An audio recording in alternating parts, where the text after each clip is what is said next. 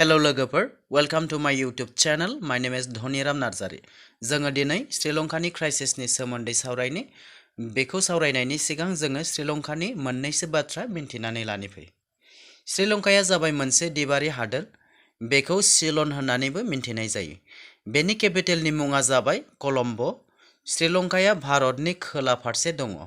Exact बेनि लकेशनखौ सोङोब्ला bay of बेंगलनि खोला सोनाब आरो आरब लैथोनि सानजा खोला फारसे दङ। गाल्फ अफ मान्नार आरो पार्ल स्ट्रेटआ बेखौ इन्डियान साबकन्टिनेन्टनिफ्राय आलादा खालामदों। एक्जेक्ट जोङो बेखौ मेपआव नायनो थाङोब्ला नैबेबायदि नुगोन। बे जाबाय जोंनि समायना आइ बिमा भारत। बेनि गाहायाव नाय, बे जाबाय श्रीलंका। बेखौ नायोब्ला बिनि महरा बेरे थिंख्लिनि बासा बायदि नुनो मोनो। बेनो जाबाय श्रीलंका। बे श्रीलंकाया भारत लैथोमानि गुवार बिखायाव गोसारनानै दङ। श्रीलंकायाबो जोंनि भारत बायदियैनो ब्रिटिशफोरनि खुंथायनि सिङाव दङमोन। श्रीलंकाया 1948 मायथाइनि 4 फेब्रुवारियाव ब्रिटिश खुंथायनिफ्राय उदां जायो। बेखायनो 4 फेब्रुवारिखौ बिसोरो नेशनेल डे हिसाबै फालियो। जोङो जेरैहाय भारतनि उदांस्रि सानाव जेरैबायदि फालियो बिसोरबो बेबायदिनो फालियो। श्रीलंकानि फ्लेग आरो एम्ब्लेमखौ नायोब्ला नैबेबायदि नुयो आरो बिसोरनि एबा श्रीलंका हादोरनि नेशनेल एन्थेमा जाबाय श्रीलंका माता एबा इंराजियाव बेखौ मादार श्रीलंका होननानै बुङो।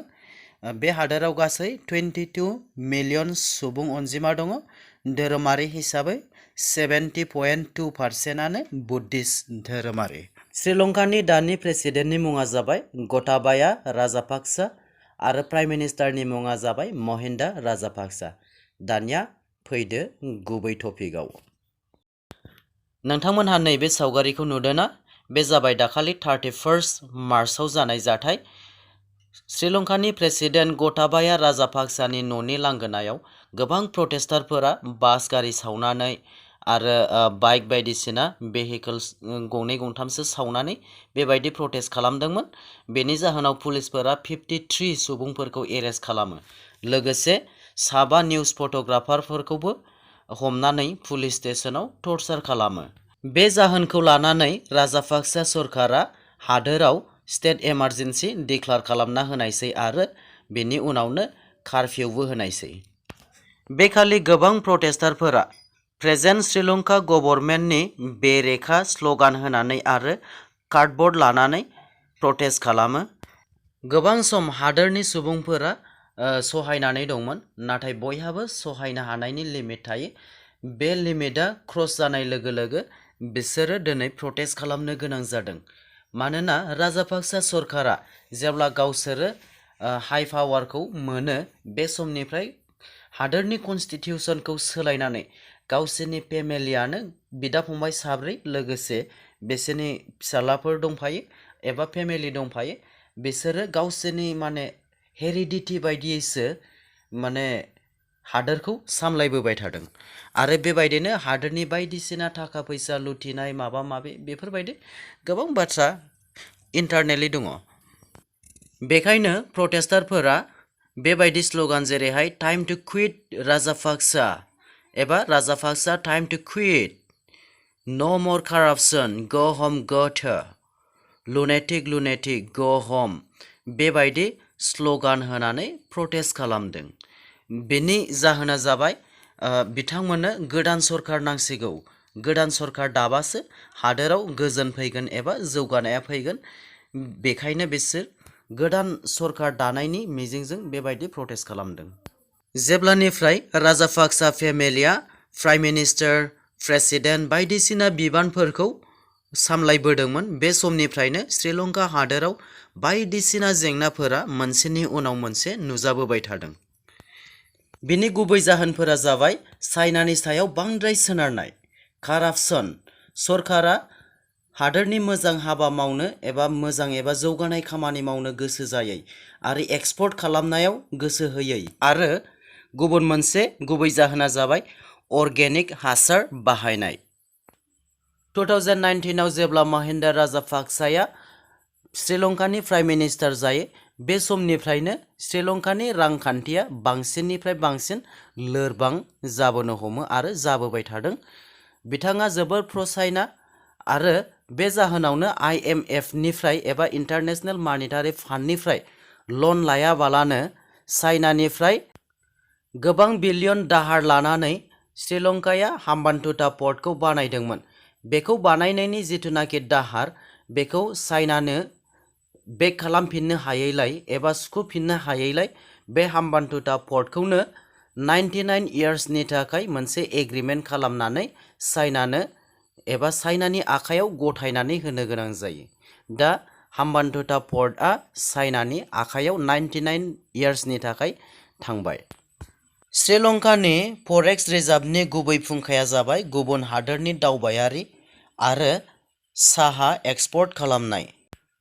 नाथाय COVID-19आ गासैबो हादोराव गोसारनायलाय श्रीलंकायाव रावबो दावबायारिफोरा दावबायफैयाखैमोन, जायनि जाहोनाव श्रीलंका हादोरनि फरेक्स रिजार्भआ बांसिननिफ्राय बांसिन खम जालांदोंमोन आरो बे खम जालांनायनि थाखायनो श्रीलंका हादोरा गुबुन हादोरनिफ्राय जेबो मुवा बेसाद इम्पर्ट खालामनो हायाखैमोन, जायनि जाहोनाव गोबां मोनसेनि उनाव मोनसे बायदिसिना जेंनाफोरा नुजाबोबाय थादों। गभर्नमेन्टनि बिथोन बायदियै आबादारिफोरा अर्गेनिक हासार बाहायनानै नांगौ बायदियै आबादनि फिथाइखौ मोनैलाय श्रीलंकाया फुड इमार्जेन्सि डिक्लेयार खालामनो गोनां जायो। श्रीलंकानि फरेक्स रिजार्भआ जोबलांनायलाय गुबुन हादोरनिफ्राय जेबो मुवा बेसाद इम्पर्ट खालामनो हायै जायो। नेचारेल गेस, अइल बेफोरखौ इम्पर्ट खालामनो हायैनि थाखाय गभर्नमेन्ट भेहिकलनि अनगायै पाब्लिक भेहिकलखौ लामायाव खारनो होनाय जायाखैमोन। पेट्रल आरो डिजेल इम्पर्ट खालामनो हायैनि जाहोनाव हादोराव इलेक्ट्रिक काट खालामनानैबो होनो गोनां जायो। उनाव दायो बेखौ 12 घन्टा एबा 12 आवार्स काट खालामनायनि मोनसे शिड्युल खालामनानै होनाय जाबाय। बेफोर जेंनानिफ्राय रैखा मोननो थाखाय भारतनिफ्राय मदद बिनायलाय इन्डियाया 40,000 मेट्रिक टन फ्युल श्रीलंकानो डिलिभारि खालामो आरो 1 बिलियन लाइन अफ क्रेडिटखौबो एक्सटेन्ड खालामनानै होयो। नोंथांमोनहा नैबे सावगारिखौ नायनायसै। बेवहाय मानसिफोरा पेट्रल डिजेल बायनो थाखाय माबायदि लाइन जानो गोनां जादों, जेरावनाखि बेवहाय Sri Lanka ran out of diesel faces longest ever blackout होननानै बुंदों। गुबुन फारसे हादोराव मुवा बेसादनि बेसेनफोरा बांनायनिफ्राय बांलांबाय थादों, जायनि जाहोनाव गंसे LPG गेसनि बेसेनानो 2657 एबा 2657 रां जादों। 1 लिटार एबा 1 लिटार गाइखेरनि बेसेना 1195 रुपिस। बेनिफ्राय 400 ग्राम मिल्क पाउडार बेनि बेसेना जाबाय 790 रुपिस बायदि बायदि। बेल' नङा, नैबेयो दाखालि 19 मार्चनि जाथाय। हादोराव एडुकेशन डिपार्टमेन्टआ पेपार सर्टेजनि थाखाय आनजादखौनो इनडिफिनिट टाइम हिसाबै पस्टपन खालामनानै होबाय। दा आनजादखौ माब्ला फाथिनाय जागोन बेनि जेबो सिमा होनो हाया। बेयो जोबोर साननो गोनां बाथ्रा, जेराव सोलोंथायानो गावारि, हारियारि, समाजारि हादोर जौगानायनि सिनस्रि। बेखौनो हमथानानै दोननो गोनां जायोब्ला हादोराव माबायदि थासारि जागोन? नैबेबो दाखालि 26 मार्चनि जाथाय। एग्जाम पस्टपन खालामखांनायनि उनावनो निउज पेपार प्रिन्ट खालामनायखौबो फरेक्स क्राइसिसनि थाखाय बन्द खालामनो गोनां जाबाय, जाय बिजोंनि गेजेरजों हादोरनि आरो गुबुन हादोरनि जाथायफोरखौ मिन्थिनो मोनो। बे दखानखौबो बन्द खालामनो गोनां जाबाय। इन्टारनेटखौ मालाय बेसेबां इउज खालामगोन, जेरावनाखि इलेक्ट्रिकखौनो काट खालामनानै होनो गोनां जाबायब्ला सरकारा। दा श्रीलंकाया ओरैबायदि जेंनायाव गोग्लैबाय जायखौ बुंनानै फोजोबनो हाया। गोबां मानसिफोरा उखैजानो गोनां जादों। देहा फाहामसालिफोराव इलेक्ट्रिक गैयैनि थाखाय बेरामिफोरखौ अपारेशन खालामनो मोनैनि जाहोनाव गोबां बेरामिफोरा गाव गावनि जिउखौ खोमानानै लानो गोनां जादों। मानसिफोरा हादोर नागारनानै गुबुन हादोरफोराव रिफिउजि हिसाबै थाहैनो गोनां जानानै फैदों। बे जाहोनावनो दा श्रीलंकायाव सानफ्रोमबो प्रटेस्ट खालामनाय जाथाया सोलिगासिनो दङ।